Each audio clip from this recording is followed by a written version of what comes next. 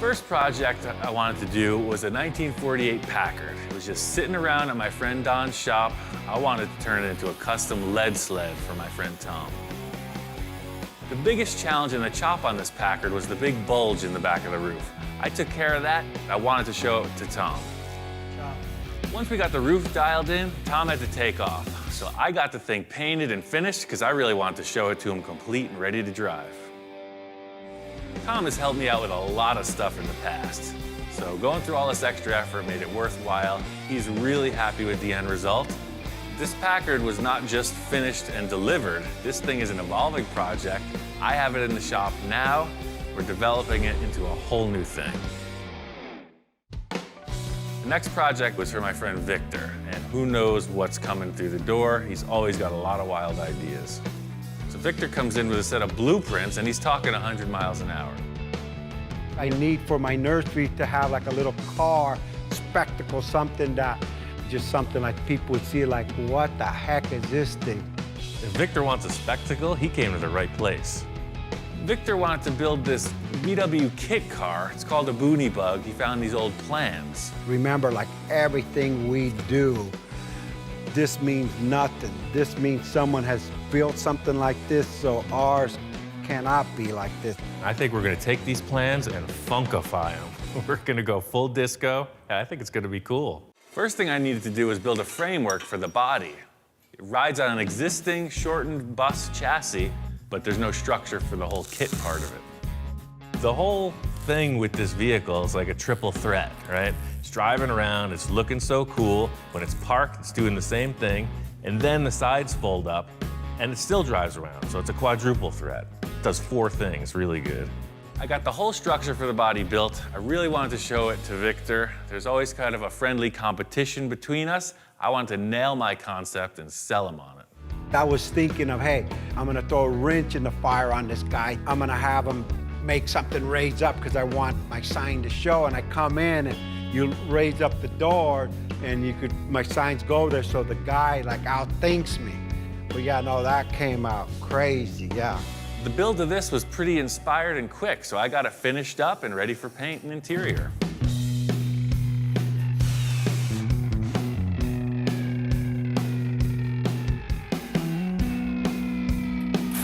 We had no idea what this thing was gonna come out to be. It's beyond my expectations. It's not a show car. The little nursery car took it to the next level. This thing gonna be all dirty and in the mud. We lucked out with this engine. This thing rips. Everything has held together great. It runs great. I almost wish I didn't have to give it up. I was really getting attached to this thing. Being able to drive it on its inaugural run was really cool. Performed perfect. I think Victor's gonna take this thing more places than the nursery. So in addition to the paint, Victor went all out on the interior. He's got custom vinyl interior, 2-tone, special seat, gold and green. He's got a custom steering wheel. They put AstroTurf inside instead of carpeting. I mean, this thing's looking good. The thing I like most about this was that it is a stand-alone concept. You're not going to take it to a car show and judge it against anything, so there's a certain freedom in that. My friend Jack has had this custom Econoline pickup for years. He's got some really wild ideas. He wants to push it even further. So we're going to have to take about this much out of the middle. I want the top to be about this high.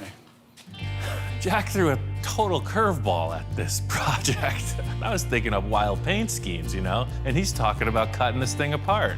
So you want to section the entire body? Yeah. It's a pretty good looking truck like it is, man. I know. Sure you don't want to just start on another one? This is, No. This has to be the one. Jack showed me these drawings he had, and we went right to work. We had to modify almost every panel.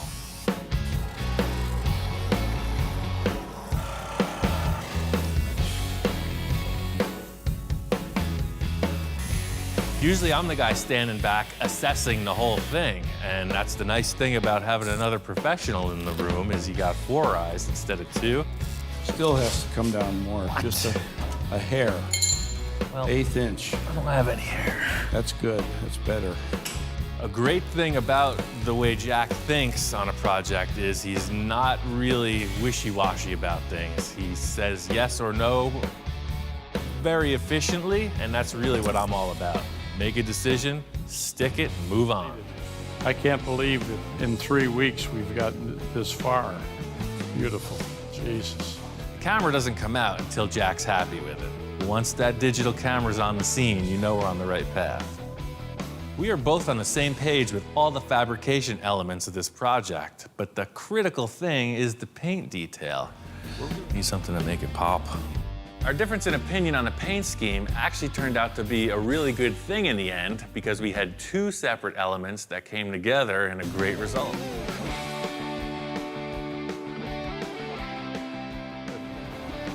Jack was digging it.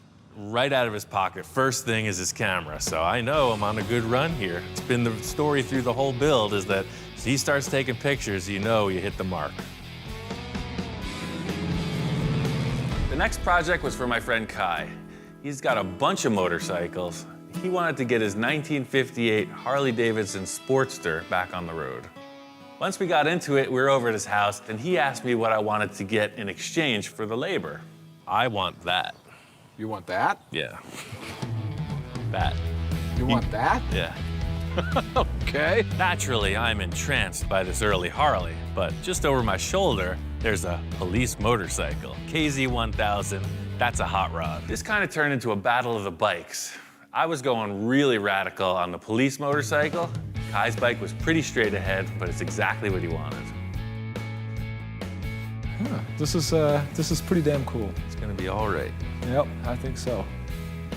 You know, I'd say it's a close runner-up to the motorcycle that I'm building. I have seen nicer bikes, though, in my life. I can't say I've seen uglier ones. Thanks. You're welcome. After Kai kind of jabbed me, I wanted to play a joke on him with his bike. There was a whole parts stash I got from my friend Gary, and there was just so much potential on Gary's shelves, I wanted to see it on this bike. I put him on the bike, and it's on. This is a 70s style deal. Nothing says commitment like all the details. See what I'm talking about? Not everybody is hip for the trip. Just needs like 10-foot long forks. And you're there.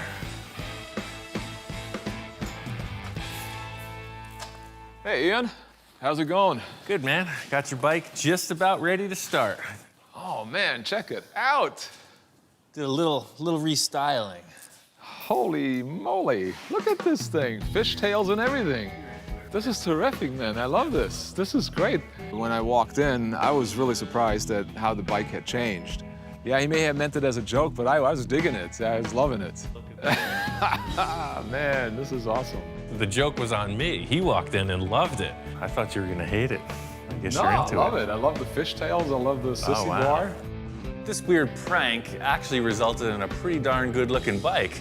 So it was sort of a debate between Kai and I. In the end, he really just wanted to go with something a lot mellower. So I put the exhaust I built on Kai's bike, but I was really itching to show him the progress on mine. So you remember my Sigmund the Sea Monster rear fender? That changed a little bit. Looks nice, man. Yeah. In the end, I got my bike wrapped up. It's exactly what I was hoping for. It's just a good, reliable, powerful, fun-to-ride machine. I love the way it looks. I just love the way it looks. It's old school. The general ride itself was exactly what I hoped for. You know, just smooth and has a lot of power. Well, Ian's bike, his Kawasaki, I mean, like I said, I didn't think in the beginning he was going to do anything with this thing. Ian, as usual, pulls a rabbit out of the hat or whatever you want to call it, and I actually got to ride it too. And I was really pleasantly surprised. It's a cool little bike. It's a nice change of pace to build a couple motorcycles. I don't do it often, maybe not often enough, but I really like the cars, so I was ready to get back to them. Next project I did was with my friend Bill. What year is this?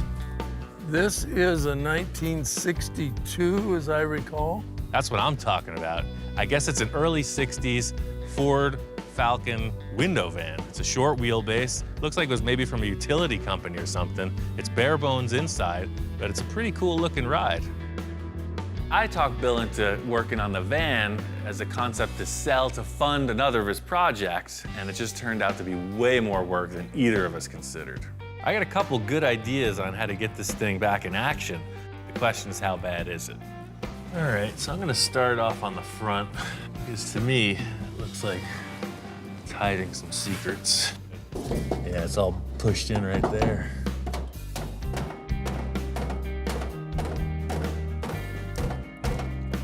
Even though the van looks pretty good, you see it's hiding secrets. Some of my time in Egypt spent doing exactly this type of operation. I'd say there's been a traumatic event. This van ran into something, and then it was repaired really poorly. The easiest solution would be to get a replacement panel, but I think I can just take this thing, reformulate it, and put it back into place. The cool factor about this is that you're not your typical auto body procedure. I'm gonna fire up this torch and get medieval on it. This metal piece was created in a certain shape. The only thing that changed was the collision made it into a different shape. I want to bring it back to the way it was, and that's just done by a series of heating and hammering.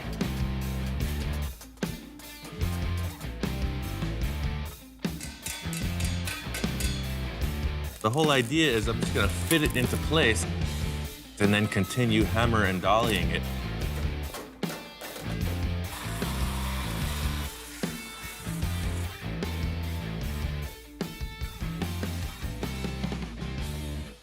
The van came out really cool. We got it all finished up and it was ready to show to a potential client. Bill had somebody interested in buying.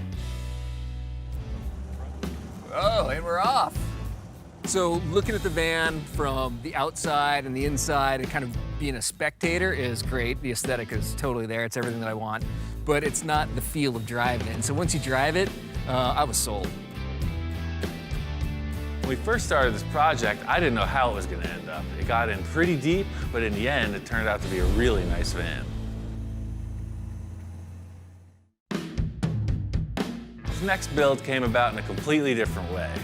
My friend Tom's putting on a charity car show, and I wanted to build something to support the effort.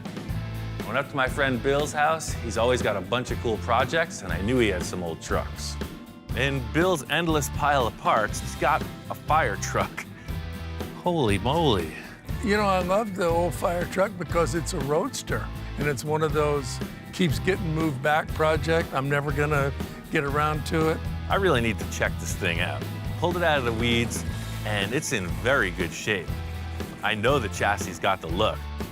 And then seeing this body and the bedsides, I'm thinking giant hot rod truck. Both Tom and I agree, this big box on the back of the cab is not the look we're going for. First order of business is to chop it off. Channeling means you drop the body down over the frame. It gives the whole vehicle a lower profile. The compromise is the interior room. But I don't care about ride and comfort. This is all about the look. We're channeling this sucker. Get it down. I'm just into it, you know. I love this plasma cutter. I'll use it all day long. So I got the shades on, you know, shields are down. I'm in the moment. Tom's yelling. Woo, we got a fire in the fire truck. Fire in the truck. I think he's just into the fire truck. I'm like, yeah. It's just these wooden cars, man. Yeah. What are we gonna do about that? Should we call the fire department? So here I am, working on a fire truck, and I think, what would a fireman do? I went and got some water. Everything's solved. You know, Tom, that's why I keep you around. So we got the fire out, the body lowered down, just as we expected, and it looks great. Now you're talking hot rod. That's perfect. What do you think about that, Captain? Is that gonna work? Yeah, man, now it's looking like a hot rod. It was a ton of work to bring this concept to life. I got this thing wired up and fired up. It's driving around. I'm ready to take it to the car show. Tom hadn't seen this thing in a few days, so when I pulled up this morning, he was really excited to check it out.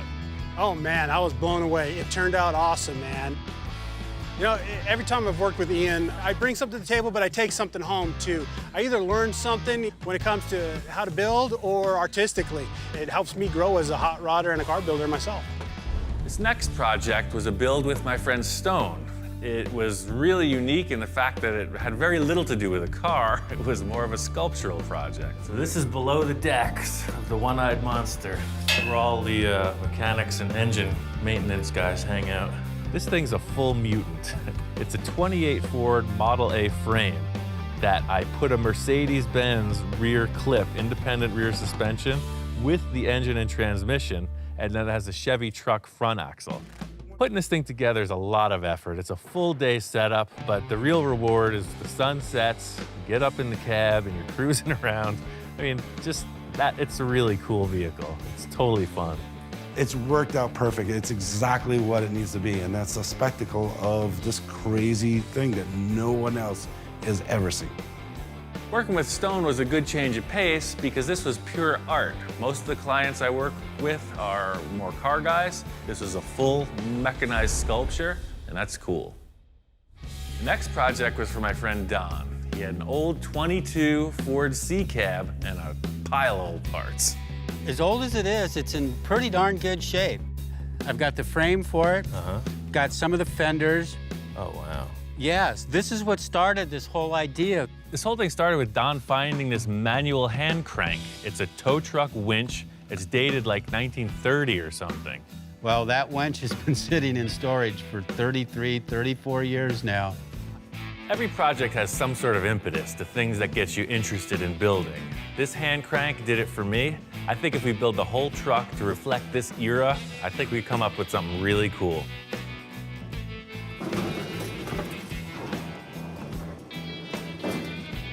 Look at that, just like a glove, Ian. We've got parts from like 4 different decades, and there's a lot of space to fill. There's so many different parts here, it could go in a million different directions.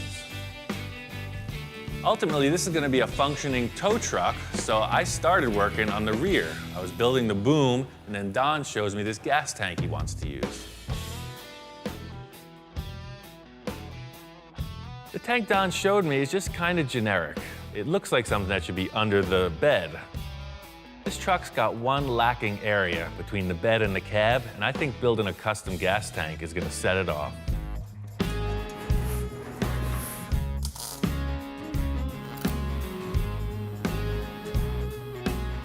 I wanted to make this tank and the brackets to hold it look like something you'd see on a vintage work truck. What I'm looking to accomplish here is match this radius with the mellow curve, and then I'm gonna pull it tight over a piece of pipe. That way I'll have more of an egg shape instead of a perfect circle.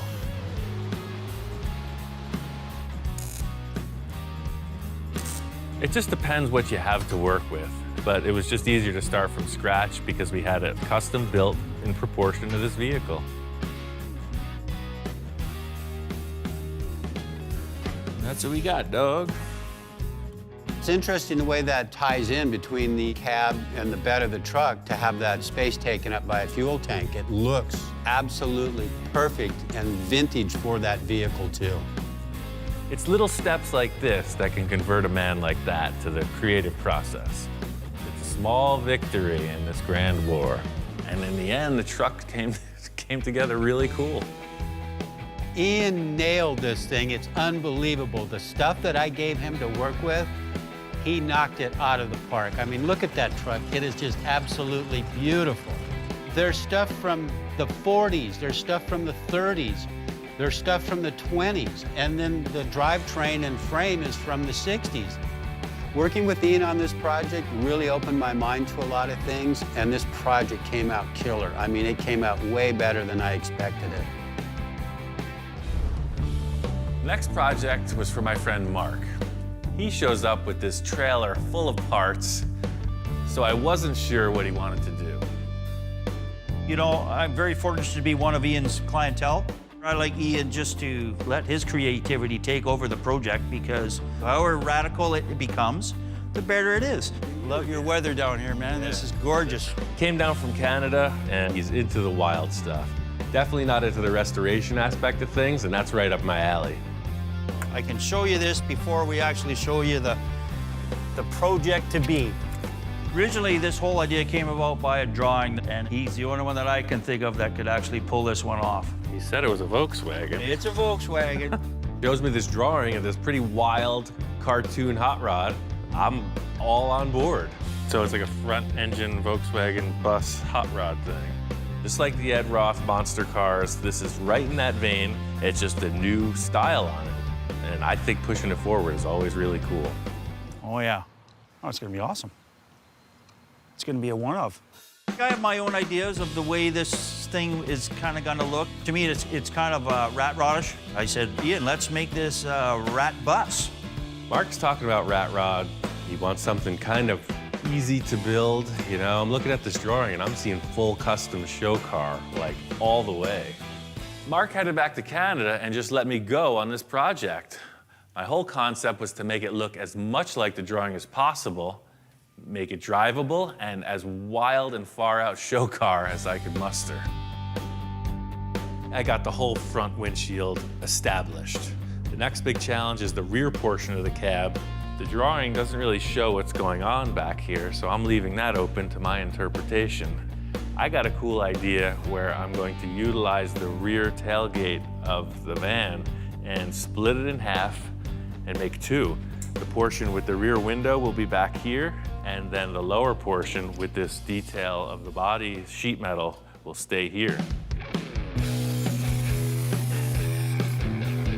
Being that the cab is so much narrower, the whole rear window frame and the rear hatch have to be reconfigured. It'd be nice to just cut it in half and put it in place, but all the proportions are changed. Taking all the leftover pieces of the car and just refitting them in a way that the hinge mechanism will work and the rear hatch will open and close smoothly. It's just way smaller. So, you want to ride this thing, don't you? I know I do. That opens, you got your breeze. There's room to cruise, man. It's gonna totally work. This, hands down, was the biggest build of season 2.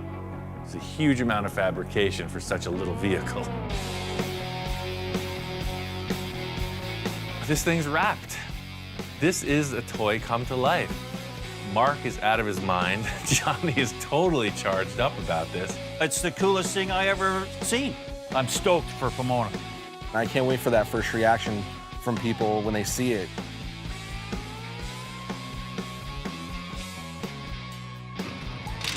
Up to this point, it's been a static piece. Johnny drew it, it's been sitting in the shop, but it's an actual car, it drives around. It's time to take it to the car show. We're out here at Pomona. It's a swap meet car show, biggest one in the world. Shaka, good job. Pomona, man, beautiful swap meet. I've been cruising around there this morning. Reaction on the car is all thumbs up. Probably the coolest car at the swap meet today. And cool, and way different. You know, I love it. I had never seen it outside the shop until today. So the windows absolutely glow in the sunlight, and it was like a beacon. People were hypnotized, they were drawn to it, and everybody was digging it. Well, I would think that's probably one of the most unique hot rods I've seen out here in the 30 years I've come out here. There's lots of different things out here, but that one's truly unique. It's the cartoon driving experience that, you know, if you own this, you'll have that, you'll achieve that. It's wonderful, man. This is kind of a step in a new direction for me because it's the wildest design I've ever worked on, and it was dictated by an artist. So it really makes me want to do more.